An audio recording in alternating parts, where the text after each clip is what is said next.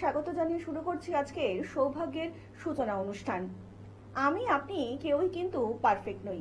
জন্মগত দিক থেকে দেখতে গেলে আমার আপনার প্রত্যেকটা মানুষের মধ্যে কিন্তু বিভিন্ন রকমের সমস্যা রয়ে গিয়েছে, কিন্তু সেই সমস্যাগুলো রেখে দিলে কিন্তু জীবনে চলবে না। এরকম বহু মানুষ রয়েছেন যাদের জীবনে হয়তো কালসর্প দোষের মতন সমস্যা রয়েছে, মাঙ্গলিকের মতন সমস্যা রয়েছেন, এবং এই সমস্যাগুলোতে যারা ইতিমধ্যেই জর্জরিত হয়ে রয়েছেন। যারা হয়তো ভাবছেন এই সমস্যাগুলো থাকলে আমার বিবাহিত জীবন ঠিক হবে না, আমার কর্মক্ষেত্র ঠিক হবে না, কিংবা আপনার বাচ্চার পড়াশোনা ঠিক হবে না। এই যে গ্রহগত এত রকমের যে দোষ রয়েছে, এগুলো কি সত্যি সত্যি সম্ভব তন্ত্রের মাধ্যমে আমাদের জীবন থেকে সরিয়ে নিয়ে যেতে?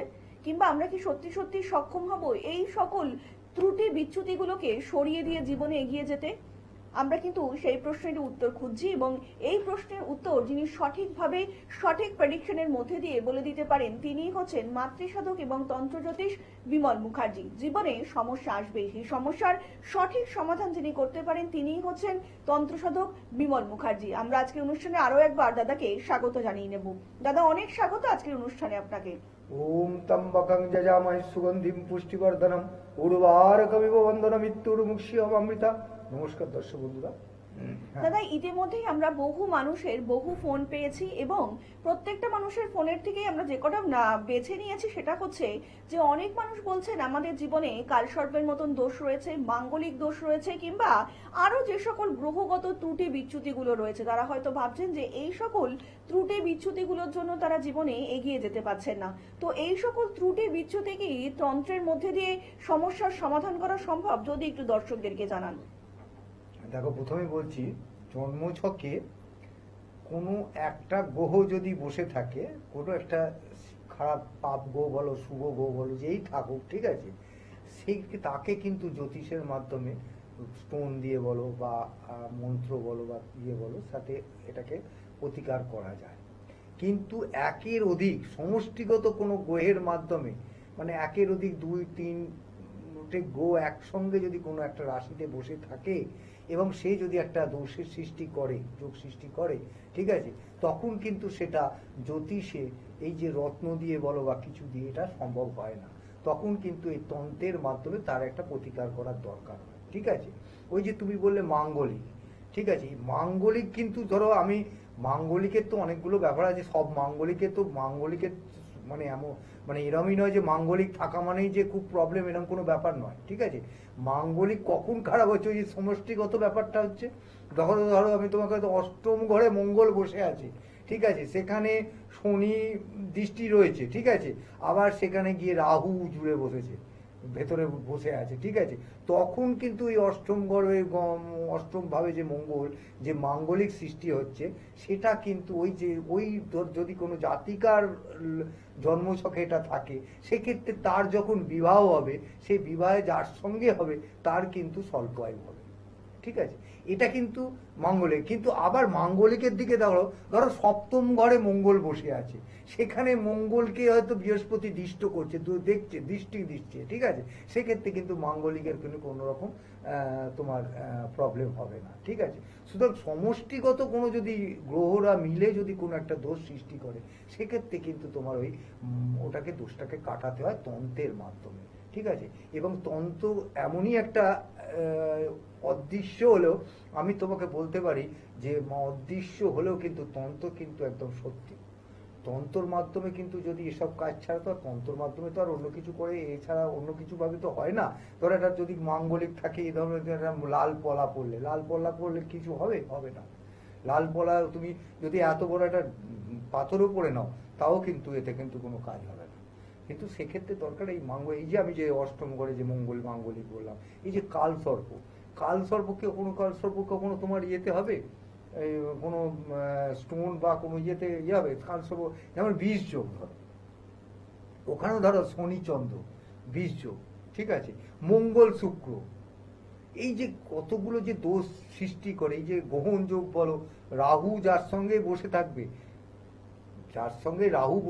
সে তো রাহু তো এমনই একটা গ্রহ যে ও ভুল করিয়ে দেবে, খারাপ পথে নিয়ে যাবে। এই যে জিনিসগুলো, এইগুলো যদি একটা কোনো গ্রহের সঙ্গে বসে একটা খারাপ দোষ সৃষ্টি করে, সেটাকে কিন্তু তন্ত্রের মাধ্যমে কিন্তু তোমাকে এর প্রতিকার করতে হবে।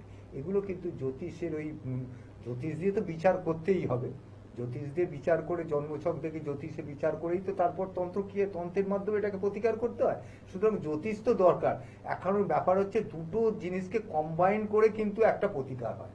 একদম। একটা আমি যদি বলি শুধু জ্যোতিষ দিয়ে এটা হবে না, আবার তন্ত্র দিয়েও শুধু হবে না, কারণ জ্যোতিষের ওপরে প্রতিকারটা করে, জ্যোতিষ দিয়ে তো জন্মছকটা দেখে আমাকে তো বিচারটা করতে হচ্ছে।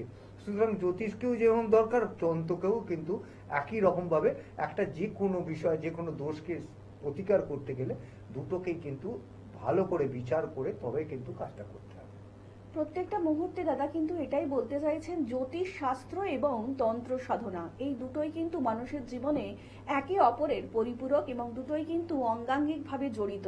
তাই যদি আপনি চান আপনার জীবনে যে কোনো সমস্যার সমাধান পেতে, তাহলে কিন্তু অবশ্যই আপনাকে যোগাযোগ করতে হবে মাতৃসাধক এবং তন্ত্র জ্যোতিষ বিমল মুখার্জির সঙ্গে। এবং সামনেই কিন্তু আপনাদের সঙ্গে খুব সুন্দর যোগ আসতে চলেছে, ফলহারিণী অমাবস্যা। যারা ইতিমধ্যেই গ্রহদোষ নিবারণ করতে চাইছেন কিংবা বিভিন্ন অন্যান্য যে কোনো দোষ কিংবা যে কোনো বাধা আপনার জীবন থেকে সরাতে চাইছেন, তারা কিন্তু অবিলম্বেই যোগাযোগ করতেই পারেন মাতৃসাধক এবং তন্ত্র জ্যোতিষ বিমল মুখার্জির সঙ্গে। আপনাদের যে কোনো সমস্যার সমাধানের জন্য কিন্তু দাদা সবসময় আপনাদের পাশে থাকার এবং সাথে থাকার চেষ্টা করছেন। ইতিমধ্যেই যে সকল দর্শক বন্ধুরা দেখছেন তারা তো প্রত্যেকেই জানেন যে দাদা প্রত্যেক দিনই কিন্তু যখনই আসছেন অনুষ্ঠানে আমাদের বোঝানোর চেষ্টা করছেন এবং জ্যোতিষ শাস্ত্র এবং তন্ত্রের মিশেলে আমরা নিজেদের জীবনটাকে কিভাবে সুন্দর করে গড়ে তুলতে পারি। কিন্তু এখনো যারা দূর থেকে দাদার অনুষ্ঠান দেখছেন তারাও কিন্তু যে কোনো সমস্যার সমাধান পেতে অনলাইনে দাদার সঙ্গে কনসালটেন্সি করিয়ে নিতেই পারেন। আপনাদেরকে জানিয়ে রাখি, অনলাইন এবং অফলাইনের মধ্যে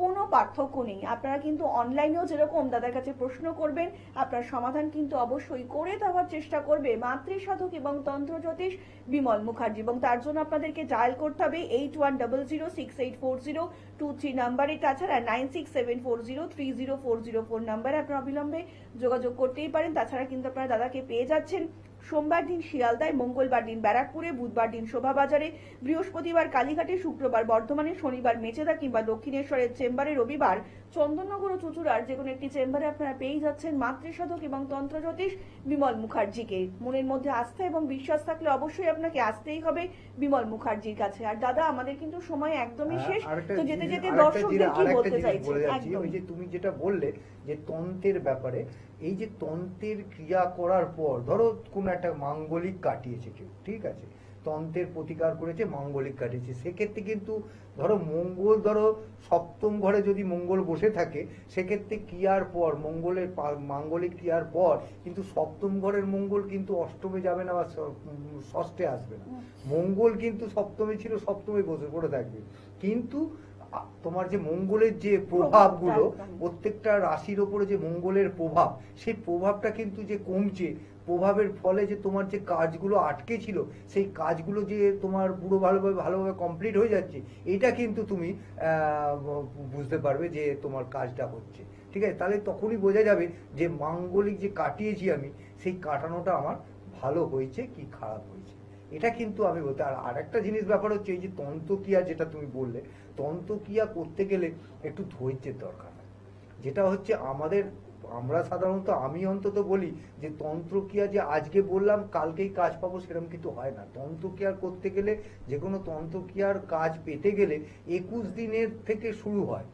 আচ্ছা, সেটা হয়তো তোমার কি বলতে পারি, তোমাকে 58 দিন 60 দিন পর্যন্ত কাজটা কমপ্লিট হতে পুরো টাইম লাগে, ঠিক আছে। 21 দিনের পর থেকে যে কাজটা যে শুরু হচ্ছে সেটা বোঝা যায়, কিন্তু তারপরে কাজটা পুরো কমপ্লিট হতে 2 মাস টাইম লাগে, ঠিক আছে।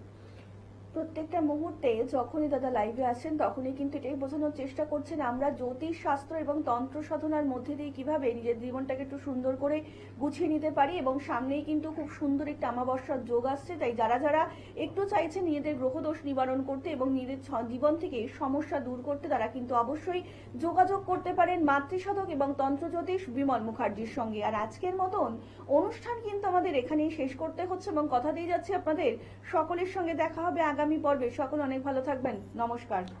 নমস্কার।